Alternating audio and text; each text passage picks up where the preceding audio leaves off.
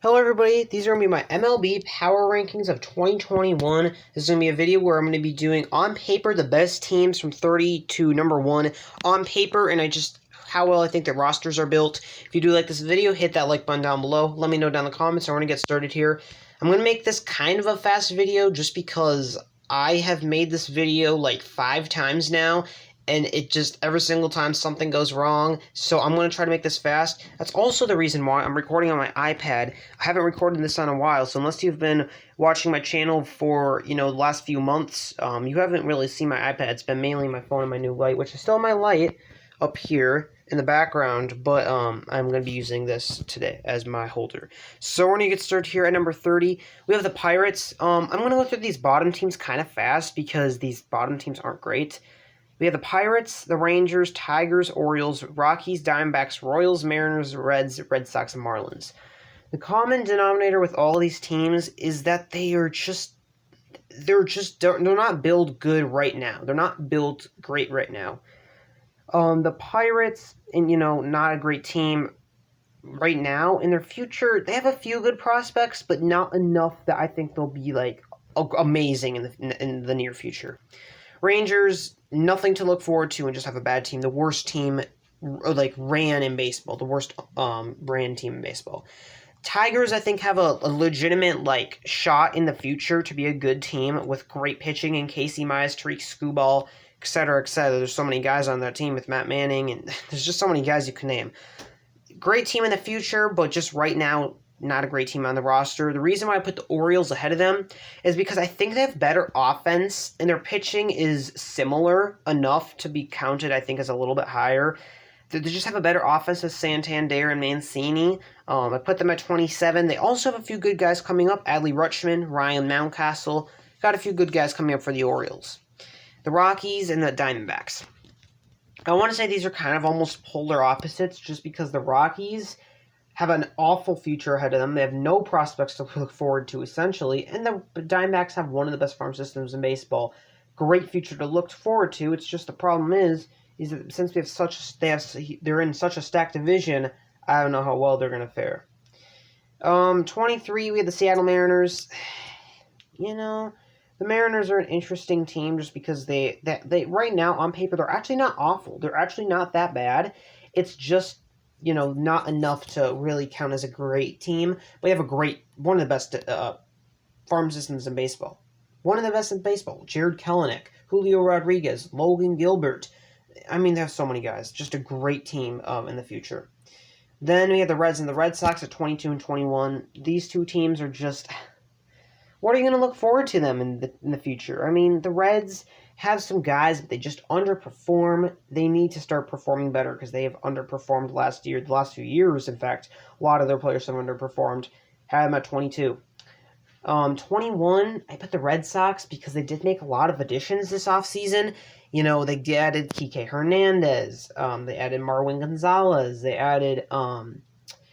what's his name? Franchi Cordero, the pitcher, Zach Davies? No, that was with the Cubs. The other guy, I forgot his name, but there was a guy that went to the, it wasn't, I forgot his name, but there was a pitcher that went to the Red Sox, not named Zach Davies, maybe it was, I don't know. At number 20, we have the Miami Marlins, great potential future. They have one of the best farm systems in baseball, right there with the Mariners. I mean, they're going to be a great team in the few years, but their division's just so stacked. Had to put them at number 20.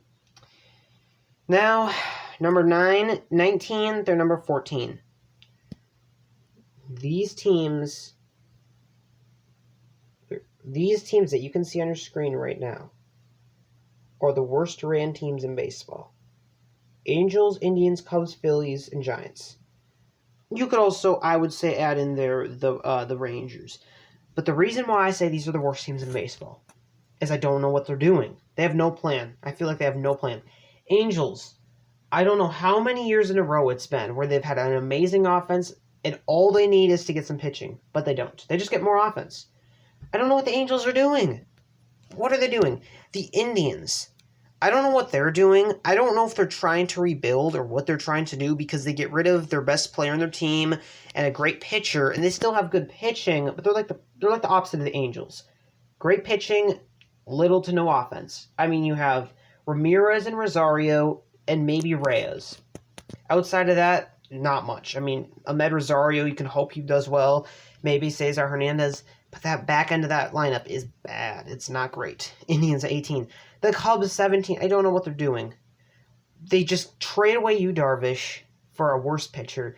The rotation is pretty bad. It's like Angels bad, if not worse. I mean, you have Kyle Hendricks, then Alec Mills and Zach Davies. Like, those are both like 4 and 5 starters, not 2 and 3 starters. Like, the Cubs, man, they have such a good offense. I honestly think they should just trade away their players. Just trade them away. Trade Rizzo, trade Contreras, trade Bryant. You won your World Series, you did what you wanted, just trade them. The Phillies, another bad team, I think, just because every single year it seems like they're going to have an amazing offseason, and they just don't. I mean, yes, they re-signed Real Muto and Didi Gregorius. That is true. But the biggest thing that they needed was a starting pitcher, or maybe and some bullpen pieces.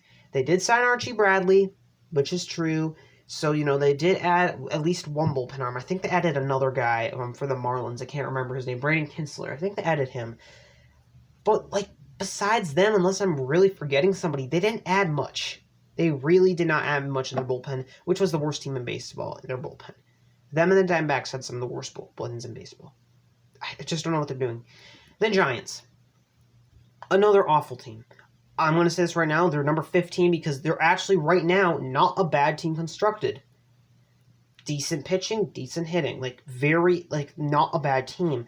The reason why I say they're one of the worst ran organizations is because, there's no way the Giants are going to be better than the Dodgers and Padres. Which, by the way, this is a... What do you want to call it? I don't know what you want to call it. It's a... Whatever. Never mind. Number 15, Giants, they're just... I don't know what they're doing. They're not going to beat the Dodgers and Padres. They're just too good. Giants, just start rebuilding, selling away your guys and get prospects. That's what I would do. Next up, 14, we have the Brewers. 13, we have the Athletics. And 12, we have the Nationals. These three teams, I think, have plans. These three teams do have plans. The Athletics have young pitching and a great bullpen with a few offensive hitters.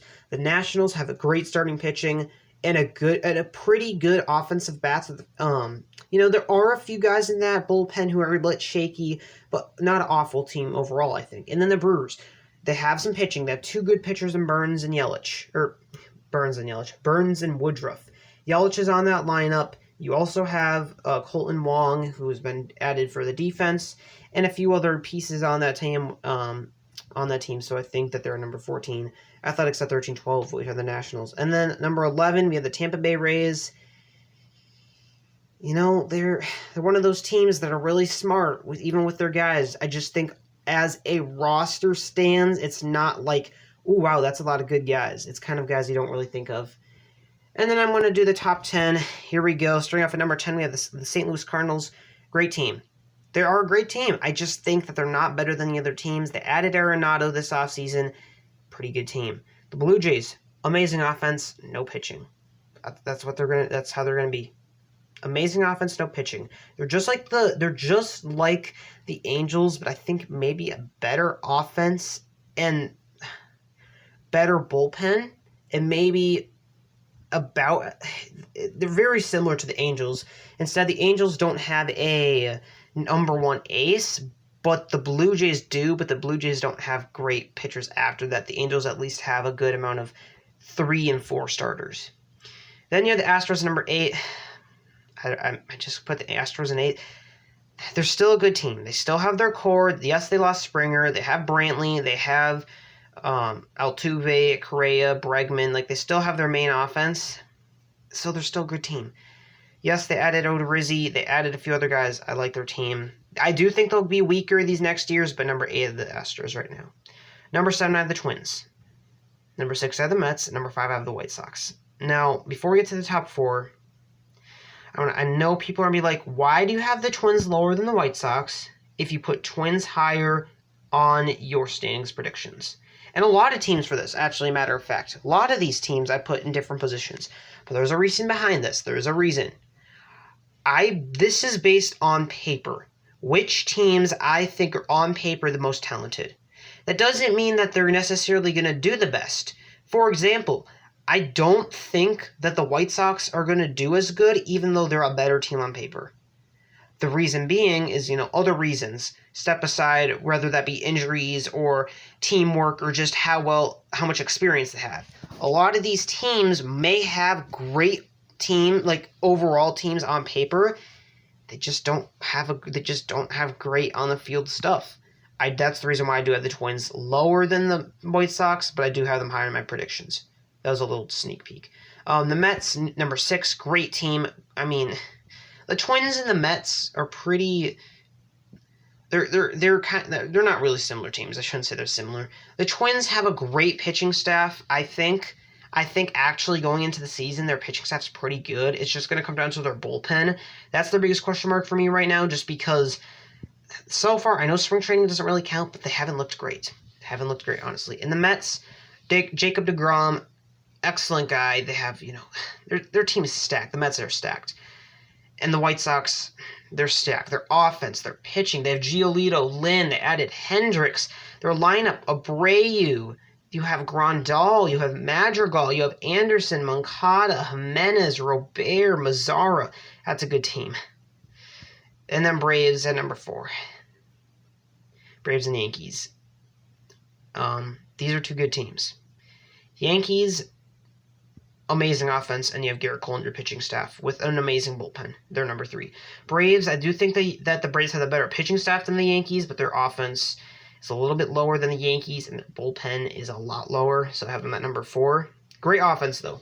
Ronald Acuna, Ozzie Albies, Freddie Freeman, Marcell Ozuna, 4 of the best hitters in baseball on that one team. And then, surprise, surprise, number 2, we have the Padres. Maybe a little bit of a surprise, actually. But great pitching. They had a great offseason. Honestly, if they didn't have the offseason they had, they would have been a lot lower down. But because of the offseason, so many guys. Yu Darvish, Blake Snell, Ha-Sung Kim. Man, the Padres are good. Surprise, surprise now. I should actually say it now. Number 1, the Dodgers. And I know in all my videos recently, I've talked about how good their rotation is and how good their lineup is. I don't think I need to say it again, but I want to just to prove how good this rotation is. Number 1, you have Clayton Kershaw. This dude has won Cy Youngs. Amazing pitcher. And maybe you want to even put him in your number 3 spot. Number 2, you have Walker Buehler, one of the youngest amazing pitchers coming up in baseball, who I think will be dominant in years to come. Young pitcher who's just been amazing these last few years. Number 3, the Trevor Bauer, who won Cy Young last year. Had an insane season and has just been insane at number 3. Number 4, David Price, has been a decent, very good pitcher. Very good pitcher. I would say a strong number 2 pitcher for most teams. A strong number 2. Very good pitcher. Number 5, can't believe I'm saying this, Tony Gonsolin or Julio Urias. These are 2 guys who have some of the most disgusting stuff I've ever seen. You could say number 5, Julio Urias, number 6, Tony Gonsolin. Your number 6 pitcher has some of the nastiest stuff in baseball. That's crazy. And then they have another guy, number 7, Dustin May. What? Okay, I'm going to stop blabbering on without them because I'm actually wasting a lot of time just talking about just the Dodgers because there's probably a lot of other teams on here that have some cool stuff about them too. Even though, let's be honest, the Dodgers, they're just such cheaters, man. I know they're not really, but they just are so good. So good. But if you do like this video, hit that like button down below. Let me know down in the comments, do you agree with or disagree with any of my rankings? And I'll see you guys in the next video. Also look out for awards predictions. That'll be coming next. See you soon.